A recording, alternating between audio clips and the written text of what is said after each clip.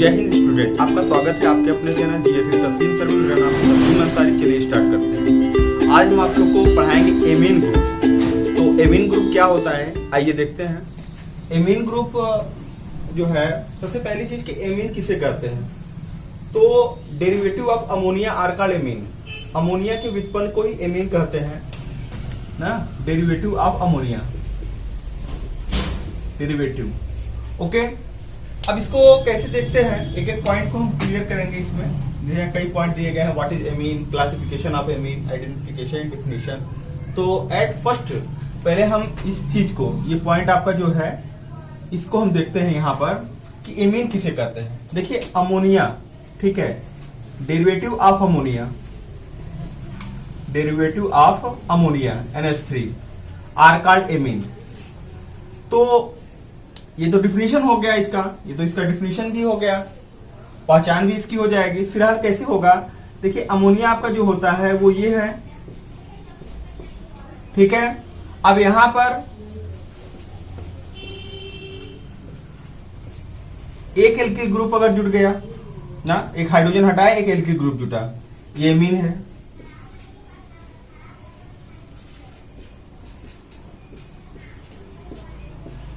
ये हो गया,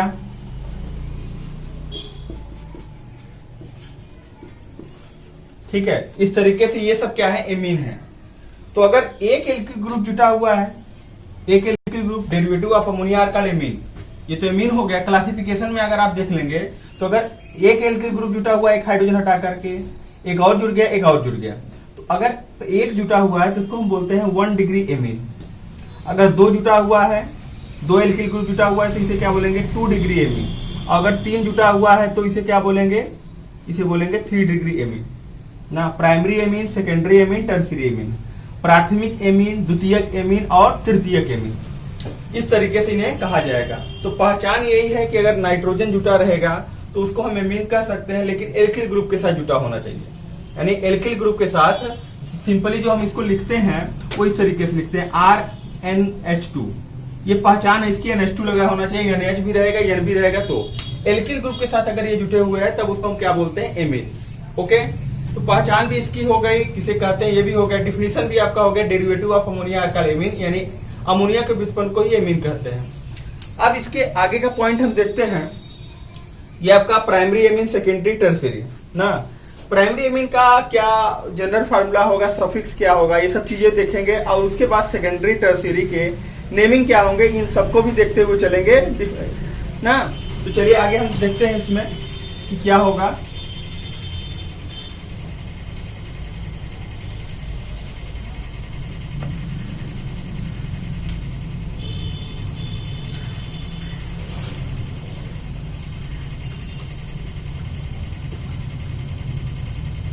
जनरल फार्मूला, ओके, इसका जनरल फार्मूला क्या होता है, CnH2n plus 1 NH2।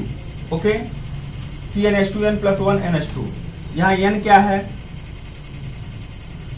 n carbon परमाणुओं की संख्या ना, नंबर ऑफ कार्बन एटम, ये हो जाएगा। उसके बाद आपका क्या होगा, उसके बाद आपको लगेगा यहाँ पर सफिक्स। तो देखिए सफिक्स, ये आप पढ़ क्या रहे, एमीन ग्रुप पढ़ रहे हैं, तो इसका सफिक्स सीधा सीधा यही है, एमीन ना, एमीन है। तो फार्मूले क्या हो सकते हैं इसके, उसको देखिए, फार्मूले इसके क्या हो सकते हैं। देखिए एल्केन है, उसमें भी अप्लाई हो सकता है, एल्कीन है, उसमें भी अप्लाई हो सकता है, एल्काइन है, उसमें भी अप्लाई हो सकता है। सब में से आप क्या हटाओगे, ई हटाओगे, ध्यान दीजिएगा, ई हटाओगे। और उसमें क्या जोड़ना है आपको, उसमें जोड़ना है एमीन ना। तो परफेक्टली क्या बनेगा यहां पर, एल्केनामीन, ये बन जाएगा, एल्केनामीन बन जाएगा। अगला देखते हैं, एल्कीन में से हटेगा और एमीन, ई हट जाएगा, एमीन जुड़ जाएगा, तो क्या बन जाएगा, एल्कीनामीन।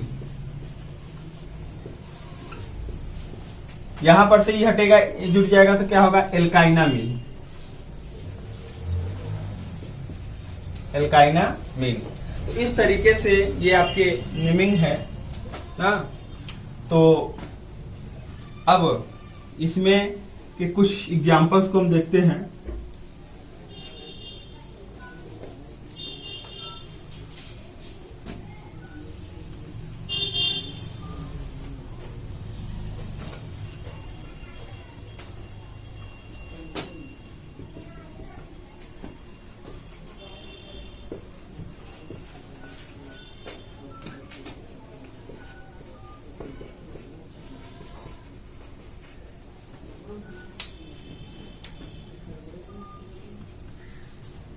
CH3NH2 CH3NH2 देखिए कार्बन की संख्या कितनी है, यहाँ पर कार्बन की संख्या टोटल कितनी है, एक है ना। तो उसके लिए उसका नाम क्या हो सकता है, पहली बात एक है तो आप लिखोगे मेथेन और उसमें क्या जोड़ दोगे, एमीन, तो हो जाएगा मेथेनामीन। वही दूसरा एग्जांपल देखते हैं।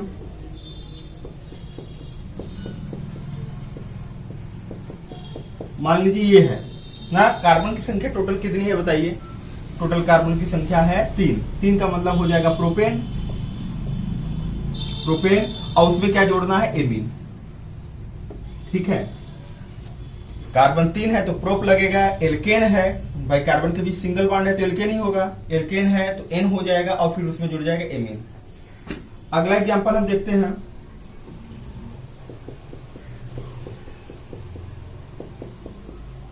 मान लीजिए ये है तो उसका क्या हो सकता है, नेम क्या हो सकता है, 1 2 3 ना।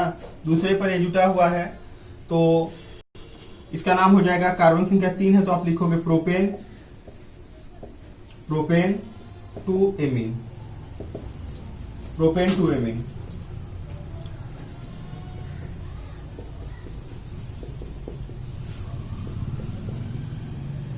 ठीक, यहाँ किधर से गिने, इधर से गिने कि इधर, अगर इधर से गिनते तीसरा नंबर पड़ेगा, इधर से दूसरा, तो जिधर से कम संख्या मिले उधर से हम काउंट करते हैं ना, उधर से करेंगे। तो अब आपका कार्बन संख्या कितना है, 4 है तो क्या हो जाएगा, ब्यूटेन 2 एमीन, ब्यूटेन 2 एमीन, ये हो जाएगा।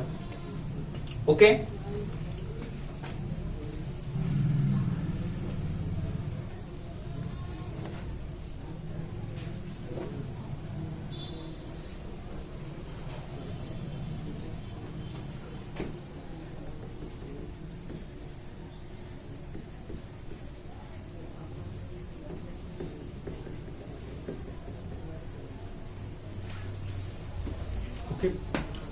तो ये आपके जो थे वो आप ये कह सकते हो प्राइमरी एमीन के थे, यानी प्राथमिक एमीन के ये एग्जांपल्स चल रहे थे। अब उसके आगे का हम देखते हैं। मान लीजिए अगर इसकी जगह पर 2 होता तो क्या होता, जैसे एग्जांपल आपके कुछ इस तरीके से होते, CH फिर CH3 और यहाँ क्या जुड़ता, NH2 जुड़ता और यहाँ NH2 जुड़ जाता। तो अब इसका नाम क्या होता, नंबरिंग कर लीजिए 1 2 3 4। कार्बन की संख्या 4 है तो आप लिखोगे ब्यूटेन, दूसरे और तीसरे पर है 2 3 और फिर आप लिखोगे diamine, butane 2 3 diamine. 3 रहेगा तो ट्राई एमीन कह सकते हो, जैसे डाईआल ट्राईआल होता था उसी तरीके से डाई और ट्राई एमीन भी रहेगा। तो ये तरीके से आपने ये चीजें देख रहे हैं। मान लीजिए अगर कोई आपके पास एग्जांपल कुछ इस तरीके से होता, CH3 NHCH3। अब यहां पर कैसे गिना जाएगा, क्योंकि उधर तो एक तरफ से काउंट किया जा रहा था उस चीज को, लेकिन इसमें नहीं काउंट किया जा सकता है। तो ऐसे कंडीशन में हम क्या कर सकते हैं,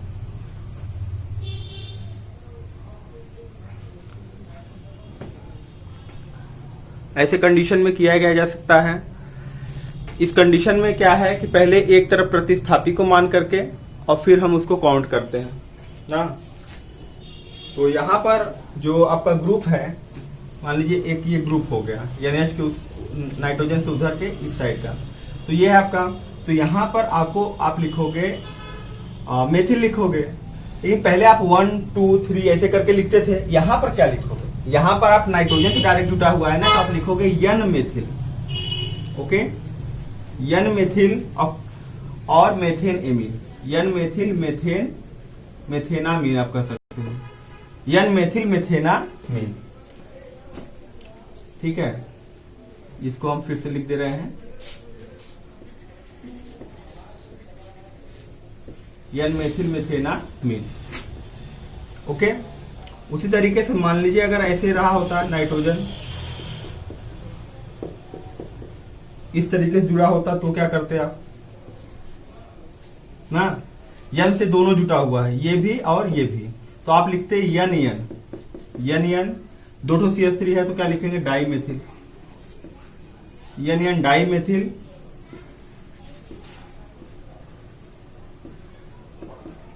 यन यन डाई मेथिल मेथेनामीन।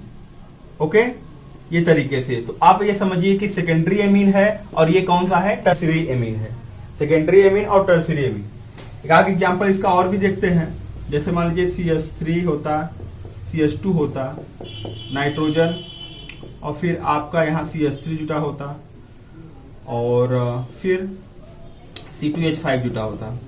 अब मान लीजिए इसकी नेमिंग करनी है, कैसे करेंगे, एक ग्रुप आपका ये हो गया, उसको छोड़कर के ये दोनों प्रतिस्थापी हो गए, तो प्रतिस्थापी हो गए, अब कैसे लिखा जाएगा, तो देखिए अल्फाबेट के हिसाब से पहले ई आता है और फिर क्या आता है एम, तो उसके हिसाब से आप लिखोगे यन एथिल ना, यन एथिल, और फिर कॉमा करके क्या लिखोगे आप, यन मेथिल, यन यन एथिल यन मेथिल, और फिर कार्बन संख्या 2 है तो आप क्या लिखोगे, एथेनामीन, एथेनामीन, यन एथिल यन मेथिल एथेनामीन। मान लो इससे रिलेटेड कोई लाइन डायग्राम होता, NH2 यहां जुटा होता, NH2 यहां जुटा होता, तो इसका नाम क्या हो सकता है, जैसे आप पहले बनाते चले आए उसी तरीके से बनेगा। जैसे कार्बन हर जगह पर आप जोड़ दीजिए ना, हर कोने पर, और उसको बैलेंस करने के लिए क्या जोड़ेंगे, हाइड्रोजन। ठीक है, क्लियर हो रहा है कहां पर हाइड्रोजन कितना जुटेगा, कार्बन की वैलेंसी 4 होती है, 2 बॉन्ड लगा हुआ तो 2 हाइड्रोजन ही जुटेगा। अब इसको काउंटिंग करिए, एक तरफ से दूसरे तरफ तक काउंटिंग करिए, तो आप जब काउंटिंग करोगे तो देखिए इधर से दूसरा पढ़ रहा है, इधर से पहला पढ़ रहा है, तो 1 2 3 4 ना, तो पहले और तीसरे पर है, तो आप क्या liखोगे, कार्बन संख्या 4 है तो आप लिख दोगे ब्यूटेन, ब्यूटेन 1 3, और 2 ठो H2 है तो आप क्या लिखोगे, डाई 1 3 डाई एमीन। अब एक लास्ट आपका एग्जांपल लेते हैं ना,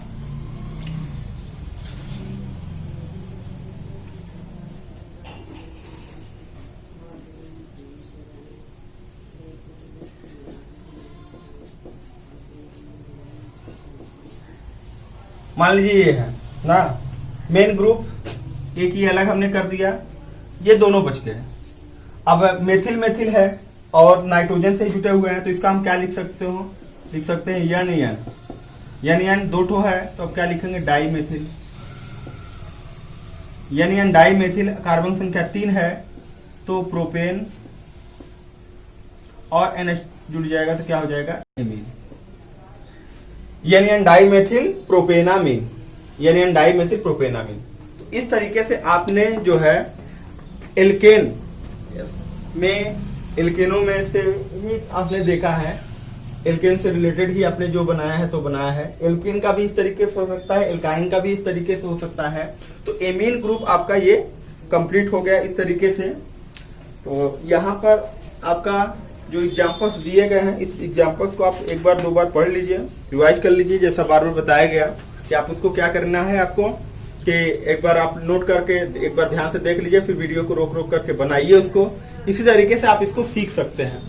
तो यहाँ पर ये जो पॉइंट दिए गए हैं, ठीक है, देखिए यहाँ पर एक एक वर्ड आपका क्लियर हो रहा है। चाहे तो आप इसका स्क्रीनशॉट भी लेकर के उसका पेज में बना करके नोट कर सकते हैं, और चाहे तो वीडियो को बार बार देख करके कर सकते हैं। चाहे जैसे भी करेंगे आपको क्लियर हो जाएगा। अगर आपको कोई डाउट हो रहा है इसमें, तो 1 बार 2 बार 3 बार देखने पर आपको 100% ये क्लियर हो जाएगा। ओके, तो और अगर आपकी कोई कंफ्यूजन रहती है तो आप कमेंट में लिख करके हमको भेज सकते हैं।